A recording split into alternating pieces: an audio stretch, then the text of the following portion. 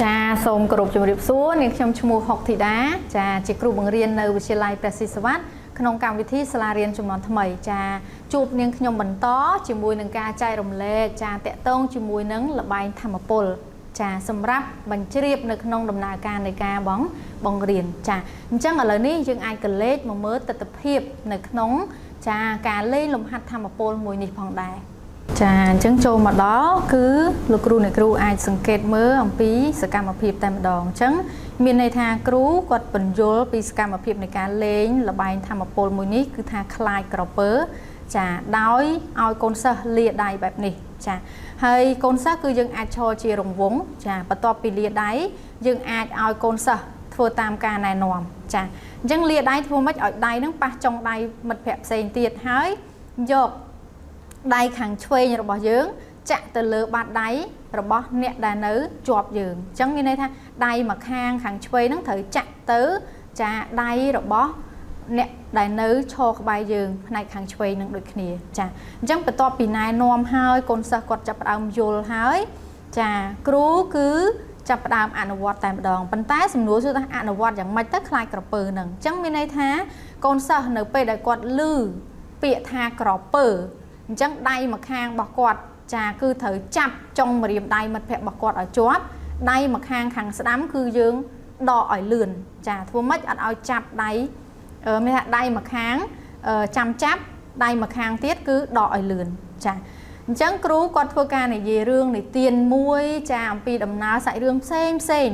ចាហើយបន្ទាប់ពីនិយាយរឿងនិទានហើយគាត់អាចបញ្ញត្តិកូនសិស្សបានអាចឧទាហរណ៍ថានិយាយទៅដល់ពាក្យថាក្រសាអញ្ចឹងកូនសិស្សឮពាក្យក្រគាត់អាចនឹងភ្ញុចឬក៏គាត់ចាប់ដៃគ្នាគាត់អីចឹងទៅប៉ុន្តែអត់ទទួលបានការចាញ់ឈ្នះទេព្រោះទៅតែឮពាក្យថាក្រសាតើទៅឮពាក្យថាក្រពើឃើញទេអញ្ចឹងគាត់ត្រូវចាប់ដៃគូគាត់ឲ្យជាប់ដែលនៅជាប់ក្បែរហ្នឹងហើយដៃរបស់គាត់ត្រូវដកឲ្យលឿនឃើញទេដល់វគ្គបន្ទាប់គឺគ្រូនៅតែបន្តនិយាយរឿងធម្មតាអញ្ចឹងទៅចាបញ្ចេញបញ្ចូលខ្លះតាក់ទងជាមួយនឹងដំណើរសាច់រឿងហ្នឹងមានក្រសាខ្លះក្របីខ្លះអីចឹងទៅចុងក្រោយឮពាក្យថាក្រពើចាអញ្ចឹងនៅពេលដែលឮថាក្រពើភ្លាមចង់មិនចង់កូនសិស្សគឺគាត់ត្រូវ reflect ឲ្យលឿនហើយពេលខ្លះកូនសិស្សគឺអារម្មណ៍របស់គាត់គឺអាចថារៀងរំភើបញាប់ញ័រអីចឹងទៅព្រោះដំណើរសាច់រឿងវាមិនដឹងដល់ថាពេលណាដែលត្រូវឮពាក្យក្រពើទេដល់ឮពាក្យក្រពើភ្លាមគឺគាត់ចាប់ដៃរបស់មិត្តភ័ក្តិគាត់ឲ្យជាប់ហើយដៃខ្លួនឯងហ្នឹងគឺត្រូវដកឲ្យលឿនធ្វើម៉េចចាមានភាពបត់បែនកន្លែងហ្នឹងណាចាបន្ទាប់ពីចាទទួលបានអ្នកចាញ់យើងឃើញថានេះសិតតអ្នកដែរចាញ់ហើយអញ្ចឹងអ្នកចាញ់ហ្នឹងគឺគាត់ធ្វើការចែករំលែកចម្លើយដូចសពមួយដងអញ្ចឹងព្រោះយុទ្ធវិធីផ្សេងយើងអនុវត្តទៅហើយយើងបញ្ជ្រាបចាល្បែងធម្មពលនេះដើម្បីរើសអ្នកដែលចាញ់ដើម្បីឡើងធ្វើបទបង្ហាញចាហើយកូនសិស្សគឺគាត់មានដំណើរការនៃការបត់បង្ហាញធម្មតាដូចសពដងអញ្ចឹងចាដូចទៅនឹងការដែលយើងអនុវត្តយុទ្ធវិធីផ្សេងដូចគ្នាអញ្ចឹងគឺគាត់ដាក់វេនគ្នានៅក្នុងការចែករំលែកនៅក្នុងការបំពេញបន្ថែមនៅចំណុចខ្វះខាតរបស់គាត់អីចឹងទៅចាអញ្ចឹងជាទូទៅតកតងជាមួយនឹងការអនុវត្តល្បែងធម្មពលមួយនេះលោកគ្រូអ្នកគ្រូបានសង្កេតឃើញថាវាបង្ហាញអំពីភាពរស់រវើកឬក៏ភាពសប្បាយរីករាយរបស់កូនសិស្សនៅក្នុងថ្នាក់រៀនរបស់យើងផងដែរចាអញ្ចឹងជាទូទៅយើងតែងតែដឹងថានៅពេលដែលយើងលេងលំហាត់ធម្មពលគឺវាផ្សារភ្ជាប់តកតងជាមួយនឹងអីគេ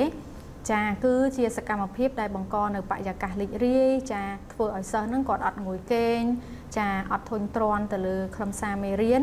ហើយអ្វីដែលយើងឃើញថាកាន់តែពិសេសទៀតគឺថ្នាក់រៀនរបស់យើងហ្នឹងកាន់តែមានភាពសកម្មចាក្រៅតែពីគាត់អង្គុយរៀននៅផ្ទាល់នៅតុកៅអីរបស់គាត់អាចក្រោកឈរចាមានសកម្មភាពមួយចំនួនដែលបញ្ចូលដើម្បីឲ្យថ្នាក់រៀនរបស់យើងហ្នឹងមានភាពរស់រវើកតែម្ដងចាហើយតកតងជាមួយល្បែងធម្មពលមួយនេះចាក៏មិនខុសពីល្បែងធម្មពលផ្សេងដែរចាអ្វីដែលយើងគួរតែយកចិត្តទុកដាក់ថាតើល្បែងធម្មពលនេះយើងអាចប្រើវានៅពេលណាបានចាអញ្ចឹងអ្វីដែលយើងចាប់អារម្មណ៍គឺចំណុចដំបូងនោះគឺយើងអាចបង្ហាញអំពីរបៀបនៃការផ្លាស់ប្ដូរ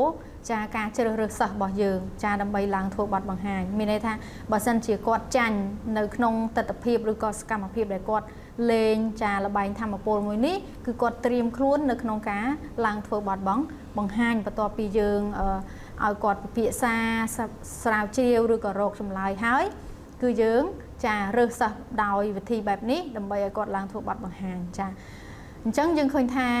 វាអាចផ្លាស់ប្ដូរនៅបរិយាកាសចារីករាយរបស់កូនសិស្សបានដែរព្រោះពេលខ្លះបន្ទាប់ពីគាត់ពិភាក្សាចប់សពគ្រប់ចាដឹងតែថាឲ្យសិស្សស្ម័គ្រចិត្តឡើងធ្វើបទបង្ហាញពេលខ្លះគាត់រៀងធុញទ្រាន់ណាចាប៉ុន្តែបើសិនជាយើងបដូរបរិយាកាសបែបនេះគាត់កាន់តែរីករាយហើយវាបានកាត់បន្ថយនៅ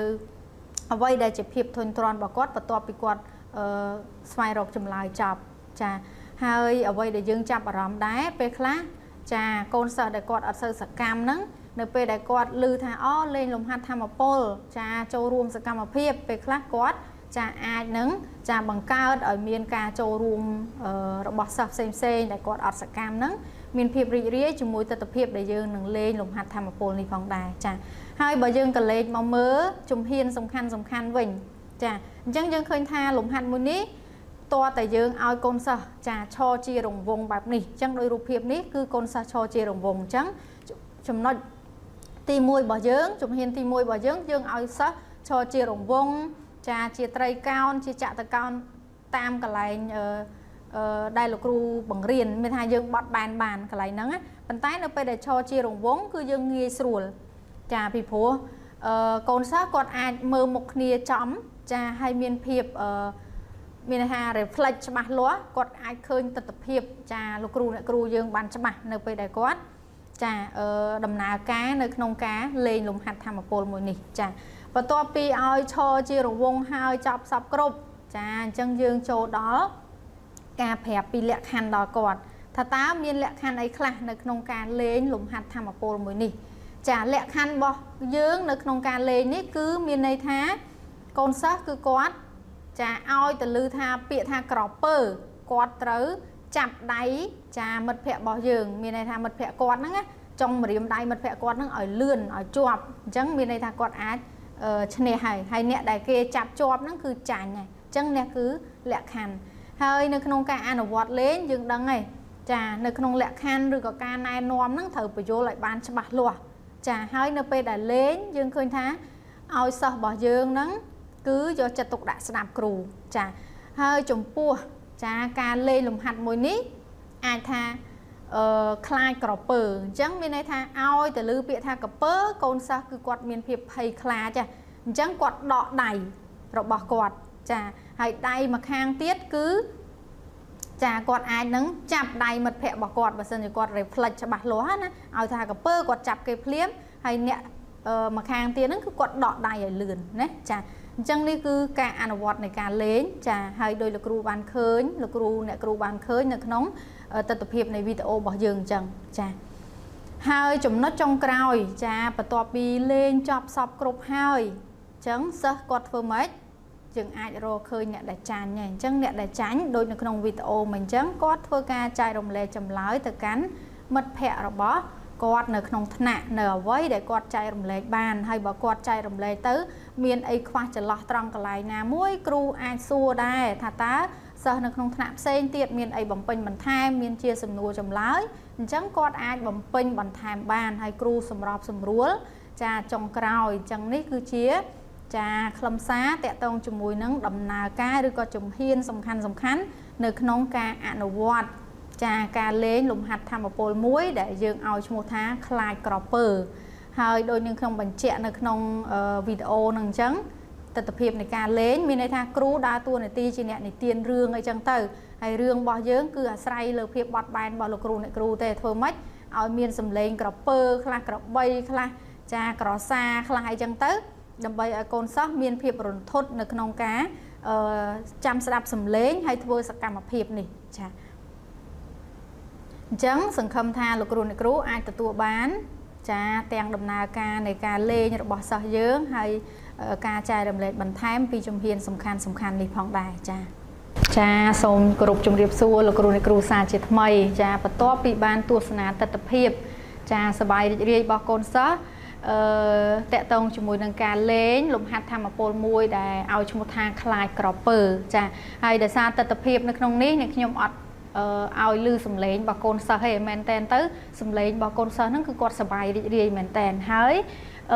នេះខ្ញុំចង់និយាយតាក់ទងជាមួយនឹងចំណុចមួយគឺការនិទានរឿងអញ្ចឹងលោកគ្រូអ្នកគ្រូអាចបត់បែនបានដូចនៅក្នុងនិយាយពីខាងដើមហើយដៃរបស់កូនសិស្សគឺយើងដាក់បែបនេះហើយយើងប្រាប់ទៅដៃឆ្វេងរបស់កូនសិស្សហ្នឹងឧទាហរណ៍ថាដៃឆ្វេងឬក៏ដៃស្ដាំអាស្រ័យឯងអាចឲ្យគាត់ចាក់នៅលើបាតដៃរបស់កូនសិស្សមានថាចាក់បែបនេះហើយនៅពេលដែលឮពាក្យថាក្រពើ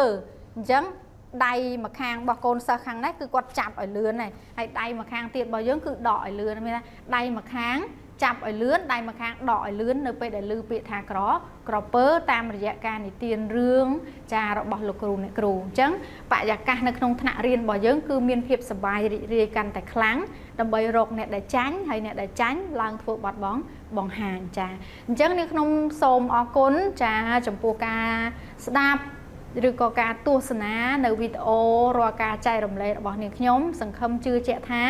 ចារាល់ការចែករំលែកទាំងអស់នេះចានឹងផ្ដល់នៅសារៈប្រយោជន៍សម្រាប់លោកគ្រូអ្នកគ្រូចាអញ្ចឹងចុងក្រោយសូមអរគុណសូមជម្រាបលា